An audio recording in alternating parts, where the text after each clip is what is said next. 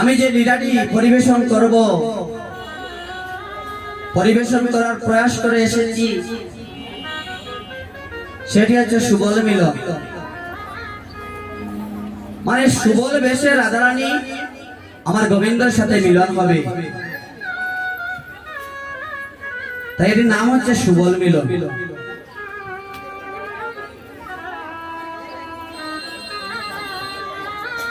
এখন তার আগে আমি দুটি কথা বলতে চাই, যেগুলো আমি প্রত্যেকটা আসরে বলি, জানি না কতটুকু ভালো কতটুকু খারাপ। আমরা সবাই গোমা কৃষ্ণ ভক্ত সন্তান চাই, ভগবানের কাছে বলি যে আমার সন্তানটা যেন মানুষ হয়। রক্ত মাংসে গড়া যদি দেহ থাকে তাহলে তাকে মানুষ বলে না। রক্ত মাংস দেহ থাকলেই তাকে মানুষ বলা হয় না। সেই মানুষ যার ভিতরে মনুষ্যত্ব আছে, সেই মানুষ যার ভিতরে মানবতা আছে, মানুষ হয়ে জন্মগ্রহণ করিয়াই যদি মানুষ হওয়া যাইত, তাহলে এই জগতে অত আহাজারি হতো না, এই পুত্র পিতাকে মারত না, সন্তান বাবাকে মারত না, সন্তান মাকে মারত না। মানুষ হওয়া যায় না। মানুষ করতে হলে কি করতে হবে? মানুষ করতে হলে গর্ভে থাকাকালীন সময়ে গো মা, ওই সময়টা একটু সতর্ক থাকতে হবে। যারা মা হবেন একটু মনোযোগ সহকারে বসবেন। মা, আপনি যখন গর্ভাবস্থায় সপ্তম মাস অষ্টম তিথির পর আপনার গর্ভের সন্তানের কর্ণ নাসিকা খুলে যায়,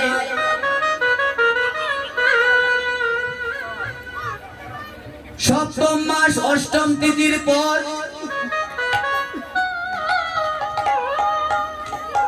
যখন সন্তানের কর্ণ নাসিকা খুলে যায়, তখন আপনি যা শ্রবণ করবেন, তখন গর্ভ অবস্থায় আপনি যা শ্রবণ করিবেন, ওই সন্তান মনোযোগ সহকারে সেই শ্রবণ, সেই কথাগুলো হৃদয়ঙ্গম করে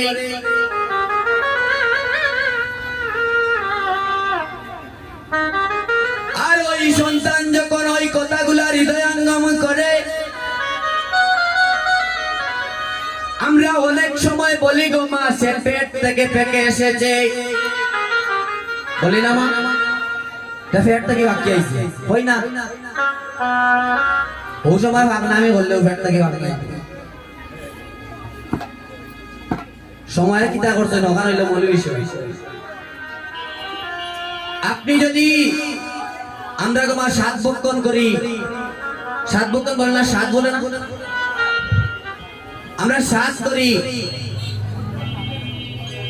ওই সময় আমরা দেখা যায় মাছ মাংস ইত্যাদি ইত্যাদি আহার করি। ওই সময় শ্বশুর বাড়ির লোকেরা নিয়ে আসেন, কেউ কেউ গ্রাম খাওয়ায়, কেউ কেউ 2-4 ঘর নিয়ে খাওয়ায়।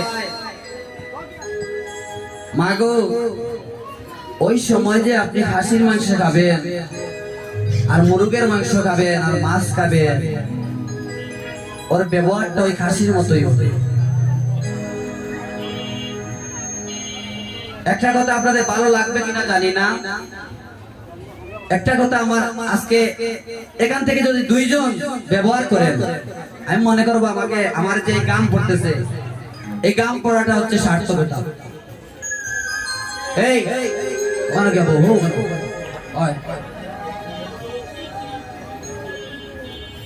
এই আসরে যারা আছেন তোমার লাভ হবে।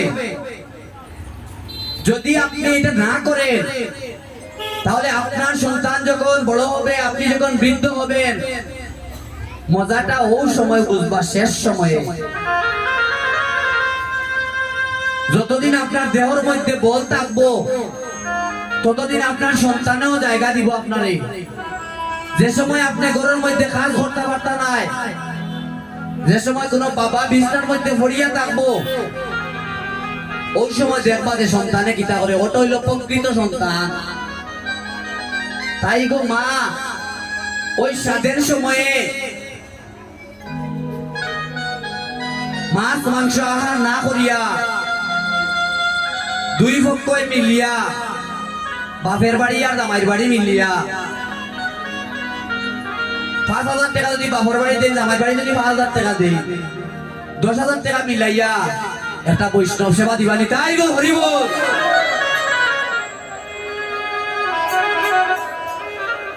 আপনার সন্তান কৃষ্ণ ভক্ত হইবই হইব। আর কিতা করবা জানেননি? এগুলো হইলো ঔষধ, ঔষধ অ্যান্টিবায়োটিক হয়েছে, যা ডাক্তারের কাছে গেলে হইতা। আর করবা কিতা? যখন আপনার সন্তান গর্ভে আসবে তখন থেকে ওই জি বাংলা আর যে কিতা কিতার নাম জানি না গো মাই, জলসানি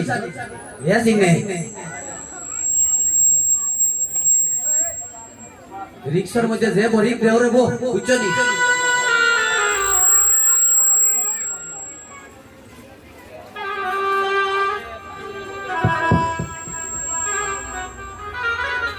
আপনার যখন সন্তান গর্ভে আসবে মা, তখন আপনি ভাগবত আলোচনা, গীতা আলোচনা যে জায়গায় হবে, কীর্তন হবে যে জায়গায়, সে জায়গায় যাবেন। বলবেন আমার এই সময় তো মেঘ বাদলি থাকে না, এই সময় কই দিতাম মেঘ বাদলি থেকে আসে ভাই মরতাম। এক কাজ করবা, ওই যে স্টার জলসার জি বাংলা আর স্টার মুভি যেন দেখো, যেটার মধ্যে ওটার মধ্যে বাজাইবা। ওটার সময় যদি বাজায়, হয় গীতা পাঠ শুনবা, না হয় ভাগবত আলোচনা শুনবা, চৈতন্য চৈতামৃত পাঠ শুনবা, না হইলে আরেকটা ওষুধ আছে, ওই যে আমার মতো পাগলামি মাথায় কিছু আছে, আর বাউলা কীর্তন গায় আর দামাইল গায়, ও তার কীর্তন হলে আপনার লাভ হইব। তাই গো হরিব। এটা মায়েদের কাছে আমার করোর জন্য নিবেদন করব, আপনারা কৃষ্ণ ভক্ত সন্তান দিবেন। আপনারা যদি কৃষ্ণ ভক্ত সন্তান না দেন, তাহলে আপনার সন্তানটা হবে কুলাঙ্গার সন্তান। আপনার সন্তান বড় হয়ে, আপনার সন্তান বড় হয়ে ধর্ম ত্যাগ করবে, অন্য ধর্ম ত্যাগ করবে, এই ধর্ম ত্যাগ করে অন্য ধর্ম গ্রহণ করবে। আর ওই সন্তানকে যদি আপনি কৃষ্ণ ভক্ত করেন গো মা, তাহলে আপনার ধর্ম ত্যাগ হবে না। যে যে ধর্মেই থাকুক, হোক সে ইসলাম ধর্মের, হোক সে হিন্দু ধর্মের, আর হোক সে বৌদ্ধ ধর্মের, হোক সে খ্রিস্ট ধর্মের, যে ধর্মের হোক, ভগবান তাকে একটা ধর্ম দিয়ে পাঠিয়েছেন। ও ভাই একটু বাড়াই ধরে বা, যে ধর্ম ভগবান দিয়ে তাকে পাঠিয়েছেন, ওকে, সেই ধর্মটা হচ্ছে তার কাছে শ্রেষ্ঠ।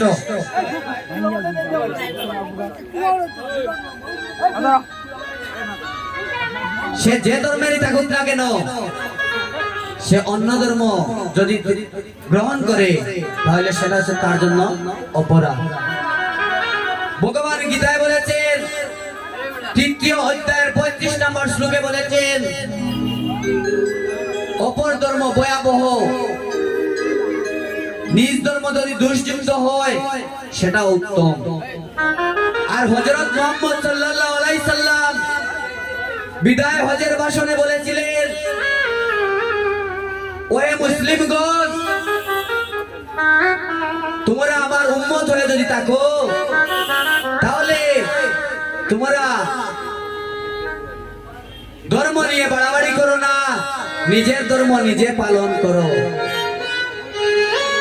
আপনি যদি সঠিক হযরত মুহাম্মদ সাল্লাল্লাহু আলাইহি সাল্লামের উম্মত হয়ে থাকেন, আপনি যদি কৃষ্ণের ভক্ত হয়ে থাকেন, আপনি যদি রামের ভক্ত হয়ে থাকেন, তাহলে আপনি কখনো অন্য ধর্ম, এক ধর্মের লোক আরেক ধর্মে নিবেন না।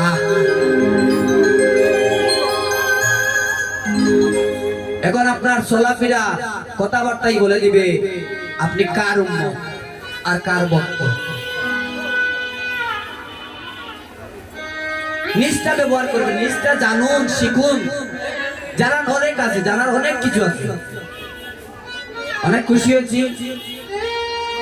আমার একজন কীর্তনীয় দাদা আমার এই আসরে বসে আছে, সুজন দাস, হাসননগর বাড়ি। তার জন্য সবাই আশীর্বাদ করবেন।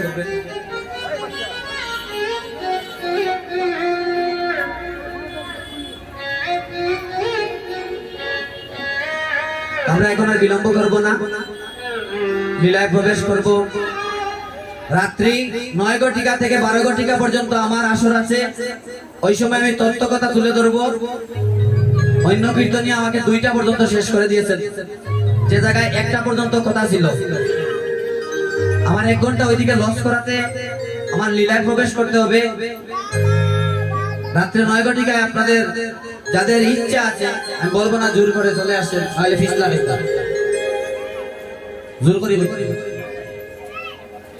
তাই আজ আমার গৌরহরি সকালবেলা মায়ের কাছ থেকে বিদায় নিয়ে শিবাসন্দনে এসেছে। এসে আজ সকল ভক্তগণকে সঙ্গে নিয়া আজ পার্শ্বদগণকে সঙ্গে নিয়া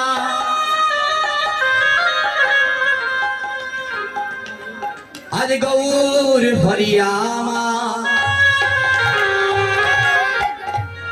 শিবাস অঙ্গন মাঝে নৃত্য করছে। অরে সংকীর্তন মাঝে গৌরাঙ্গ নাচে,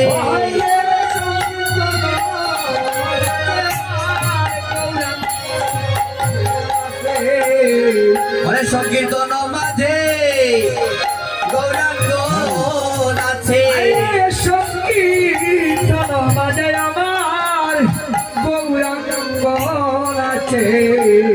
ও জীবের সংকীর্ণতা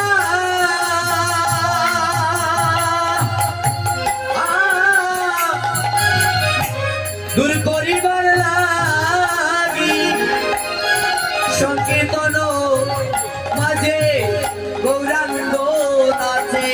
ও জীবের সংকীর্তন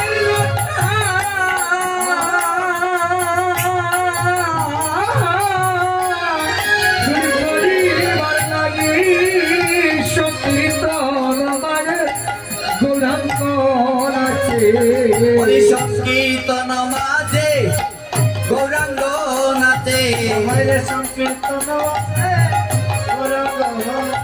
অরে সংকীর্তন মাঝে গৌরাঙ্গ নাচে।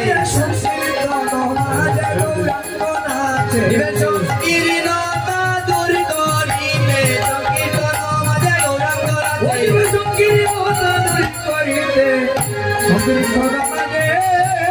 গৌরাঙ্গ নাচে।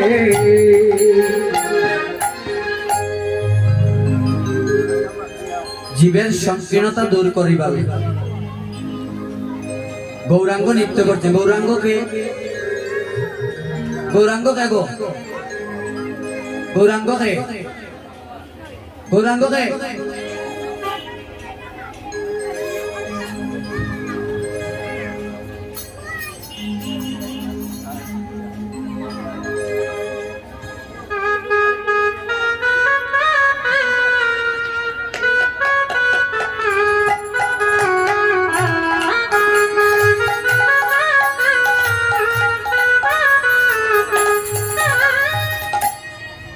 আপনারা যারা প্রসাদ পান নাই, কষ্ট করে চলে যান। প্রসাদটার কাজ যদি শেষ হয়ে যায়, তারা কমিটির দাদারা একটু রেস্ট করতে পারবে।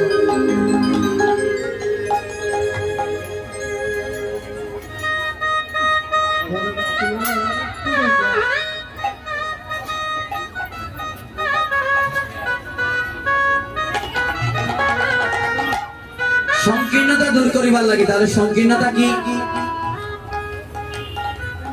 এই যে আমি দাস, আপনি পাল, আরেকজন তালুকদার, আরেকজন ব্রাহ্মণ, আরেকজন দেব, আরেকজন ধর, আরেকজন বড় লোক, আরেকজন ছোট লোক, আরেকজন আমার মতো গরিব।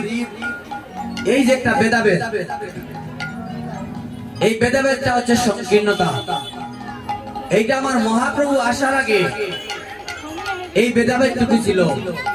তালুকদারের ছিল এক আসন, রাজার ছিল এক আসন, দাসের ছিল এক আসন। ওই আসন ভাগাভাগি ছিল। যখন আমার মহাপ্রভু আসলেন, মহাপ্রভু এসে বললেন আর ভাগাভাগি হবে না, সবাইকে বসতে হলে সবাই উঁচুতে বসবে, আর যদি সবাই বসতে হয় নিচুতে একই জায়গায় বসতে হবে। এটা হচ্ছে মহাপ্রভুর বিধান ছিল। মহাপ্রভু এসে ধনী গরিব বিচার না করে, বড় লোক ছোট লোক বিচার না করিয়া নাম বিতরণ করতে। আমাদের মধ্যে এখনো আছে গো মা, মায়েরা প্রসাদ পাইতে যান, সমস্যা না, এটা ছিলেন না, আস্তে আস্তে দেখুন এখনো কিন্তু আমাদের মধ্যে আছে। দাসে তালুকদারের সাথে বিয়া হয় না, তালুকদারে কইব না আমি বড়, দাসে কইব আমি বড়। ফালের সাথে দরের বিয়ে হয় না, দরে কইব আমি বড়, ফাল ছোট, ফালে কইব না আমি বড়। এই যে একটা সমস্যা, এগুলা দূর করতে হবে। এগুলা দূর করে একত্রিত হতে হবে, একত্র হতে হবে। এবার গৌরাঙ্গ নৃত্য করছেন। বলে গৌরাঙ্গ নাচে রে,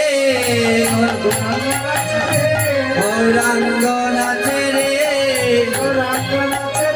আরে হেমদণ্ড বাবু তুলে গৌরাঙ্গ নাচে রে, আরে হেমদণ্ড বাবু তুলে গৌরাঙ্গ নাচে রে, আরে গৌরাঙ্গ নাচে রে, আরে গৌরাঙ্গ নাচে রে,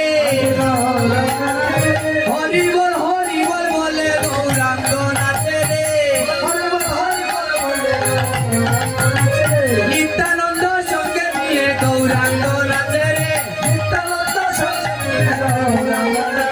ওই নিত্যানন্দ সঙ্গে নিয়ে গৌরাঙ্গ নাচে রে।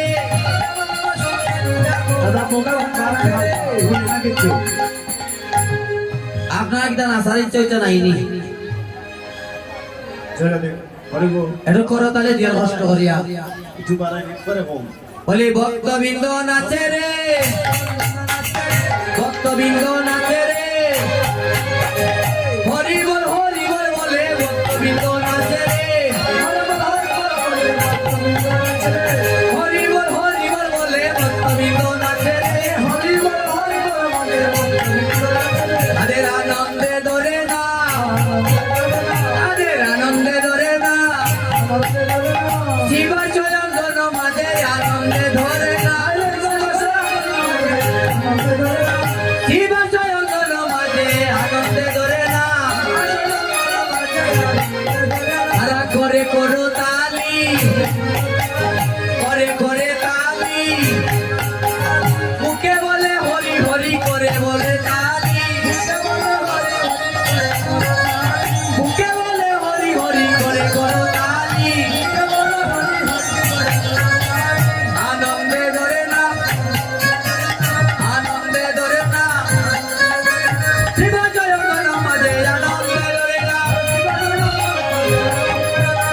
শিবা জয়গণ মাঝে আনন্দে ধরে না।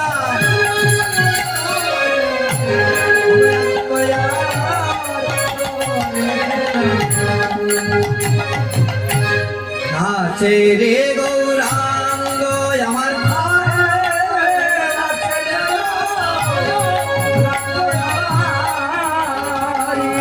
আমার চোখের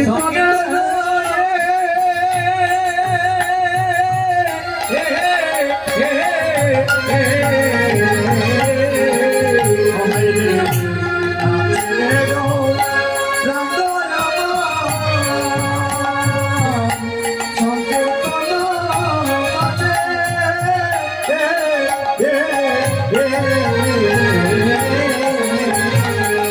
আজি দুশুতি ফুলের মালা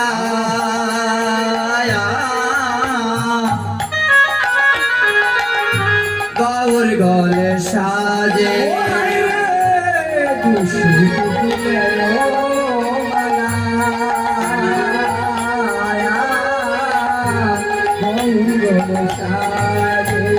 আজি দুশুতি ফুলের মালা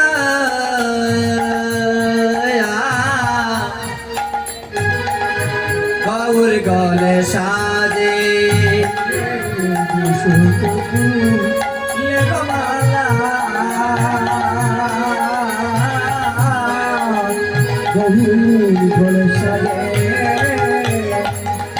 আজি দুশুতির গলে দুশুতির মালা আজি দুশুতির গলে দুশুতির মালা ওই মালায় করলো এই জগৎ জ্বালা দুশুতির গলে দুশুতির মালা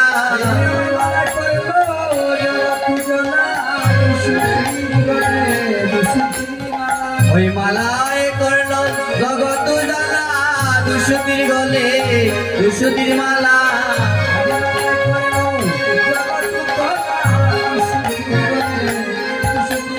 মালায় করলো জগৎ জ্বালা দুশুতির গলে দুশুতির মালা